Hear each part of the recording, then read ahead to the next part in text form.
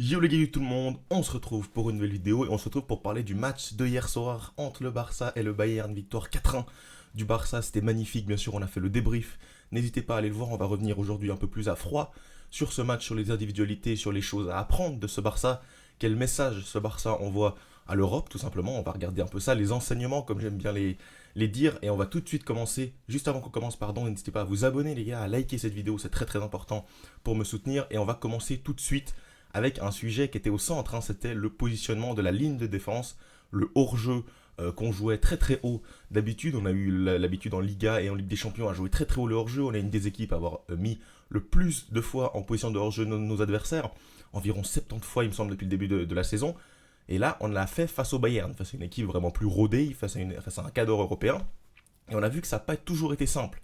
J'ai notamment en tête les 20 premières minutes où c'était très compliqué, où le Bayern a vraiment pour proposer quelque chose qui a posé des problèmes au Barça, notamment avec des ballons longs derrière la défense, notamment sur Olysée, sur Gnabry sur le côté gauche, tout de suite par Kane qui décroche, qui vient mettre des longs ballons, Kimmich, etc. Puis là, voilà, cette défense a été testée.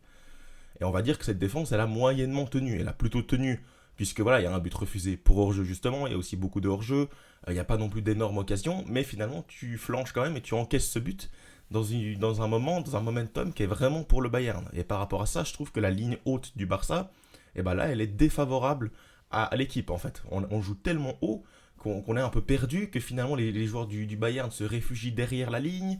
On est vraiment perdu par rapport à ça. Il y a beaucoup de mouvements, on ne sait pas tellement où sont les joueurs parce qu'il y en a tellement dans cette zone que là, limite, moi devant ma télé, je voulais dire, les gars, reculez, respirons, repartons depuis derrière, jouant correctement au ballon. Et ça, cette équipe-là a été capable de le faire. Donc par rapport à ça, moi, ça ne m'inquiète pas tellement.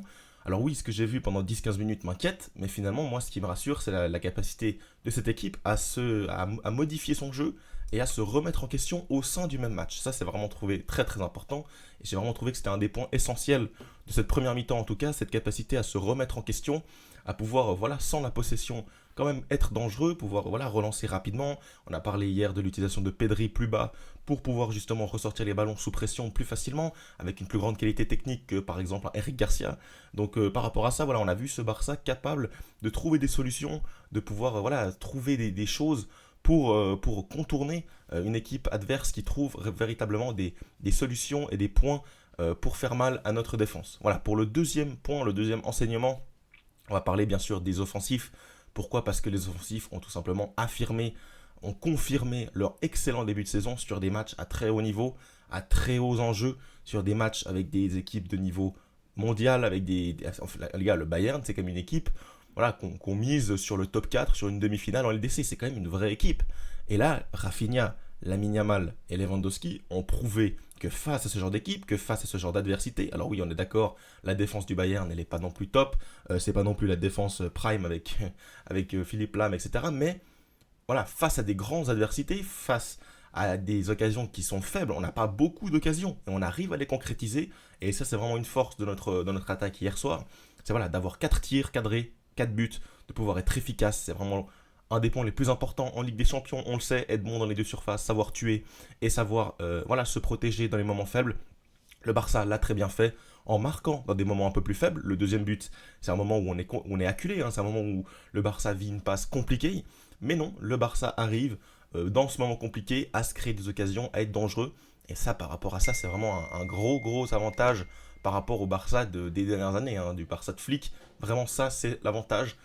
Et ça, c'est aussi individuel. Individuellement, Rafinha, individuellement, Robert Lewandowski, individuellement, Lamine Yamal, qui a fait énormément de mal à Davis et à Gnabry sur le côté. Bah voilà, j'ai envie de leur dire bravo, j'ai envie de leur dire qu'ils sont prêts maintenant à affronter des vrais adversaires, à être vraiment décisifs face à des grosses équipes. On va encore le voir face au Real Madrid samedi soir. Mais voilà, maintenant, j'ai confiance en eux et ils nous ont montré qu'ils sont capables d'être vraiment très très performants dans ce genre de match. Et ça, forcément, c'est pour me régaler.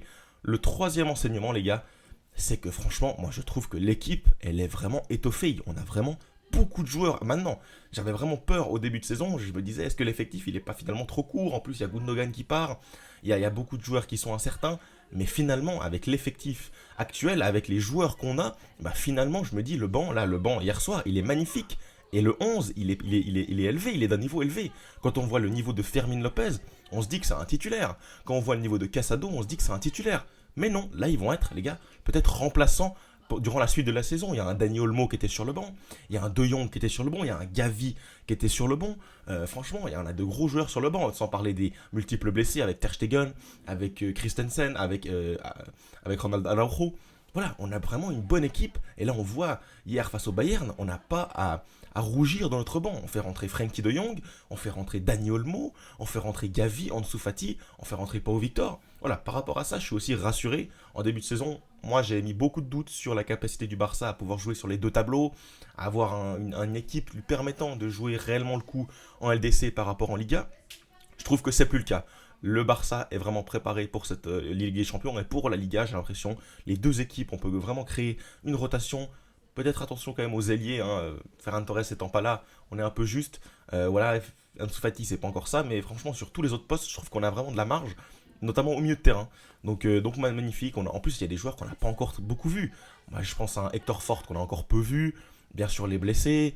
Voilà, on a quand même peu vu de joueurs. Et finalement, moi, ça, c'est quelque chose qui me réjouit forcément. Deuxième point, troisième point, quatrième point même, c'est Hansi Flick. Hansi Flick, je tire un grand coup de chapeau sur cette rencontre. Pour moi, il en est beaucoup sur la victoire, bien sûr. Il impacte beaucoup cette victoire. Et on voit que par rapport à son début de saison, eh ben, il a impacté ce Barça positivement d'une manière folle. Franchement, depuis qu'il est arrivé, eh ben, le Barça joue différemment. Le Barça, mentalement surtout, est différent, aborde les matchs d'une façon différente. Dans les matchs, ils réagissent différemment. Ils ne paniquent plus, ils ne sombrent plus. Même niveau sur le banc, hein, par rapport à un Xavi notamment. Voilà, il va jamais mettre en faute l'arbitrage, il va jamais se trouver d'excuses, il est toujours là, solide sur ses appuis. Et ça, moi, c'est quelque chose vraiment qui me régale. Quelqu'un de solide, quelqu'un qui a la tête froide sur le banc, qui peut voilà, prendre des décisions justes, être calme, ne pas subir les événements. Ça, c'est vraiment quelque chose qui est vraiment important. Vous voyez, la saison passée, je sais pas combien de rouges a pris Xavi, mais c'était beaucoup trop. C'est voilà, ce stress, cette tension, eh ben, elle influait sur l'équipe, elle a été retransmise à l'équipe. Et voilà, dans ces moments-là, l'équipe sombrait également. Donc là, voilà, le calme, l'expérience de Tonton Flick, eh ben, forcément, il se retransmet à l'équipe, il se propage. Et finalement, cette équipe est également beaucoup plus mature, alors qu'on a des joueurs très jeunes. Aujourd'hui, enfin hier soir, il y avait Koubarsi, il y avait Fermin Lopez, il y avait Pedri Casado. Pedri, on a l'impression qu'il est vieux, mais il a moins de 23 ans encore. Hein. Pedri Casado, il y a Lamine Yamal, 17 ans. Il y a Baldé qui est encore très jeune. Franchement, on est sur une équipe, Peña au cage. On est sur une équipe très très jeune et qui montre quand même une maturité folle. Donc voilà, par rapport à ça, moi je mets un grand coup de chapeau à Flick. Il a également réussi, voilà, en redescendant Pedri, à avoir une ressortie de balle beaucoup plus technique. Et ça, c'est vraiment un point que lui-même a travaillé, hein, c'est sûr. Parce que voilà, Fermin Lopez avait eu aucune titularisation jusqu'à maintenant. Il était blessé. Et puis voilà, il le fait rentrer directement face à ce match. Il donne de la confiance. Ça marche. Il est très bon. Il fait 2 passes décisives. Pedri dans son rôle, voilà, dans son rôle de relayeur entre guillemets, de travailleur, il est magnifique. Il fait beaucoup d'efforts. Dans ses ressorties de balle, il perd aucun ballon.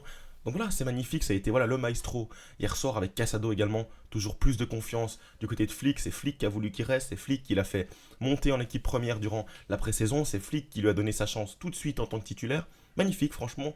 Gros coup de chapeau à Hansi Flick, j'en attendais pas moins. Franchement, je suis vraiment agréablement surpris par ce coach. J'étais même un petit peu réticent, franchement, au départ, hein, à son annonce. Mais finalement, bah, il nous montre qu'on était voilà, un peu en tort et qu'on devait lui faire confiance. Après, forcément, le championnat n'est pas terminé, la Ligue des Champions n'est pas terminée, mais voilà, sur les 2 premiers mois qu'il nous montre, et bah forcément, on peut que lui dire merci et on peut que lui dire bravo de, avec cet effectif, pouvoir nous prouver et pouvoir voilà, tellement impacter le Barça de octobre est tellement différent du Barça de mai, juin. C'est de la folie, franchement, en quelques mois, il a réussi à transcender ce Barça, à le transformer, et ça c'est vraiment un grand coup de chapeau pour Hansi Flick. Le cinquième point, pardon, et le dernier, bah, ça sera le calendrier.